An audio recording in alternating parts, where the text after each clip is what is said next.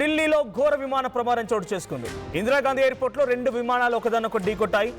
So ఎదురెదురుగా వస్తున్నటువంటి ఈ విమానాలు ఒకదానొకటి ఢీకొట్టాయి. సో ప్రస్తుతానికి రన్వేపై ఆకాష్ ఫ్లైట్ను ఢీకొట్టింది స్పైస్ జెట్ విమానం. ఈ ప్రమాదంలో విమానం రెక్కలు పూర్తిగా విరిగిపోయాయి. అప్రమత్తమైన ఎయిర్పోర్ట్ అధికారులు ప్రయాణికులని విమానం నుంచి దింపేశారు సిబ్బంది అంతా కూడా. సో ప్రస్తుతానికి 2 విమానాలు, ఒకటి స్పైస్ జెట్ బోయింగ్ 737, అటు ఆకాశ్ ఎయిర్ క్రాఫ్ట్ ఇందిరాగాంధీ విమానాశ్రయంలో ఈ ప్రమాదం జరిగింది. The incident happened on the ground. ఒక్కసారిగా నేలపైన ఈ ప్రమాదం జరిగింది. సో విజువల్స్లో మనం చూస్తున్నాం, ఒకదాన్నొకటి రెక్కలు ఢీకొట్టడంతో విరిగిపోయాయి. సో ఇది పూర్తిగా భూమిపై జరిగింది కాబట్టి, నేలపైన రన్వేపై జరిగింది కాబట్టి సరిపోయింది. లేదంటే ఈ ప్రమాద తీవ్రత మరోలా ఉండేది.